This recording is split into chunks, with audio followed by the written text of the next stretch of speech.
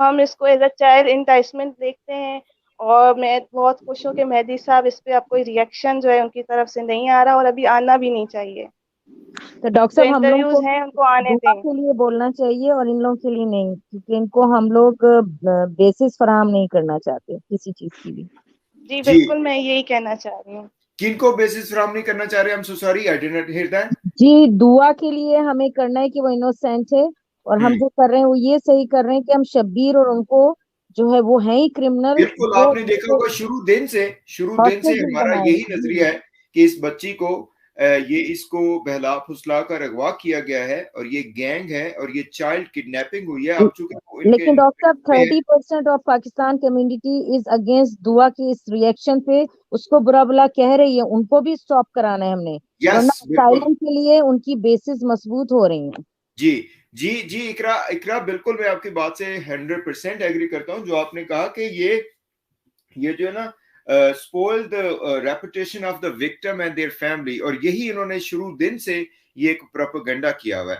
तो डॉक्टर आपके मुझे ख्याल एक में? जी, जी, क्वेश्चन क्या? पूछना है कि सीडीसी का उन्होंने इस्लामाबाद को जो बताया वो कट रहा था इनका, वो कौन सी एजेंसी है? वो बॉडी जो है वो कोर्ट को कुछ हेल्प आउट क्यों नहीं कर सकती? जो आपने भी पॉइंट्स बताए सीडीसी इस्लामाबाद के, वो रिपीट जी, कर रहे प्लीज। जी मैंने कहा कि पाकिस्तान में 2014 के अंदर, सॉरी, 2017 के अंदर टेबल पे हम्म, बिल पेश हुआ था नेशनल असेंबली में। जरा हम्म, जोर उसके से बोल उस दें प्लीज, जोर उसका से जो आवाज। मकसद था वो ये था, कोई कोई ऐसी बॉडी बनाई जाए जो कि Pakistan UNCRC convention of child rights का सिग्नेटरी है, उसकी जो ऑब्लिगेशंस हैं। हम्म, क्योंकि पाकिस्तान ने सिग्नेचर कर दिया, इसका मतलब है पाकिस्तान पाबंद है कि वो इसकी हम्म, जितनी भी ऑब्लिगेशन है उसको इंश्योर कराए, इम्प्लीमेंट करवाए। ठीक है, वो पूरी एक ईयरली रिपोर्ट भी होती है। पहले मलिया लोधी साहिबा थी तो वो प्रेजेंट करती थी, तो उसकी मॉनिटरिंग के लिए चाइल्ड राइट्स का कमीशन बना था। ये 2020 में जाके बना था, 28 फरवरी थी या मार्च, स्टार्टिंग मार्च था। तो उनसे भी हम्म, बात की जा सकती है कि भाई हमारा ये मसला बना हुआ है, बच्ची का राइट है। क्योंकि बच्ची का सबसे पहला राइट तो यही होता है वो अपना चाइल्डहुड जो है वो उसको एंजॉय करे। इसके अलावा हम लोग सस्टेनेबल डेवलपमेंट गोल्स के भी सिग्नेटरी हैं। उसका SDG 4 कहता है सबको जो है एजुकेशन, क्वालिटी एजुकेशन मिलनी चाहिए। और जो SDG 5 है वो ये कहता है जेंडर इक्वेलिटी, नहीं, तालीम हासिल करना दोनों का इक्वली राइट है, बच्चे का भी और बच्ची का भी।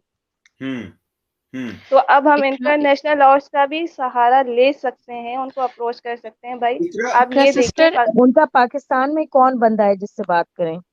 मैं वही बता रही हूँ, कमीशन इस्लामाबाद के अंदर नेशनल असेंबली ने बनाया है। अफशीन ताहिरा या कुछ ऐसे चेयरपर्सन थी 2020 के अंदर जब ये बना था। इस वक्त मेरी हम्म, नॉलेज में नहीं है कौन है। हम्म। इकरा आपके ख्याल सिस्टर। में अभी तक जो चाइल्ड प्रोटेक्शन सर्विसेज हैं, या इवन जो ह्यूमन राइट सर्विसेज हैं, या जो फीमेल राइट की सर्विसेज हैं, वो क्यों नहीं आगे आ रही है 2000 के केस में?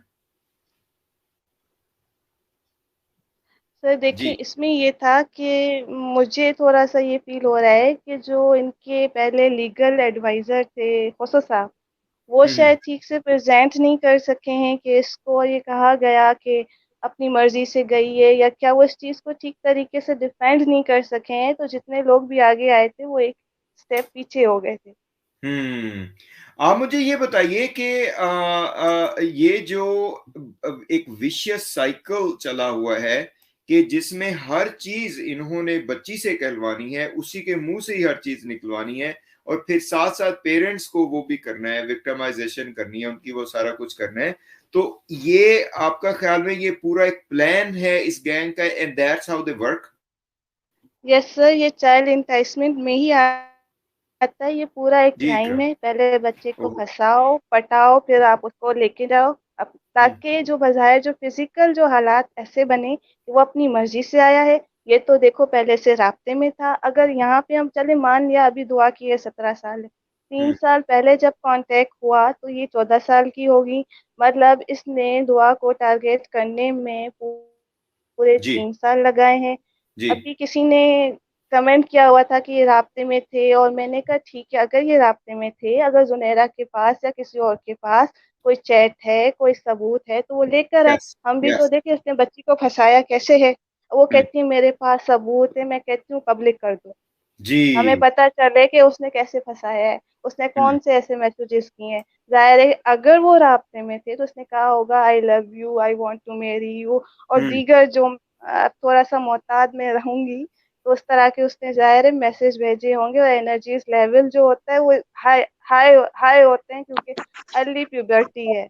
यस। तो इसका उन्होंने फायदा उठाया है, मेडिकल ग्राउंड्स पे भी और टेक्निकल ग्राउंड्स पे भी। हम्म। और ये तो पार्ट है इसका, ये इनको गालियां देने का या इसका कोई वो फायदा नहीं है। ये पूरा एंटाइसमेंट में ही आता है, जिसका ये एक पार्ट है सिर्फ कि ना आप रेपुटेशन स्पॉइल करो और बाजार हालात ऐसे बनाओ कि बच्ची खुद आए या बच्ची खुद इस तासुर में है कि मैं तो खुद गई हूँ, जहीर को तो पता भी नहीं था। तो हम्म। ये सारी चीजें हैं। और क्योंकि मैंने बच्चों को भी पढ़ाया हुआ है, तो इनकी मैंने पूरी बॉडी लैंग्वेज हम्म। हम्म। वाह। जी, मेरे ख्याल है सिस्टर इकरा आपको आवाज आ को रही है, है? क्योंकि जब बच्चा झूठ बोला होता है। जी आपकी जी। आवाज नहीं आ रही, कट गई थी। जी जी जी जी, आप कह रही हैं जब बच्चा झूठ बोल रहा होता है तो?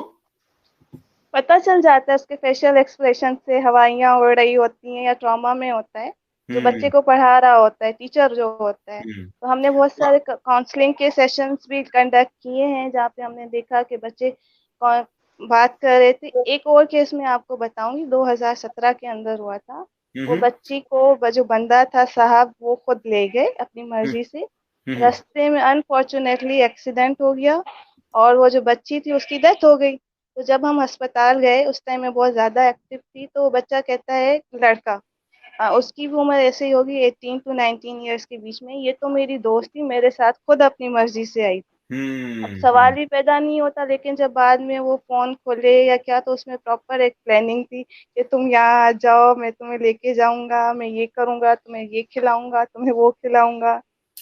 हम्म। हम्म। आयशा, आपका क्वेश्चन है इकरा सिस्टर से। जी अस्सलाम वालेकुम।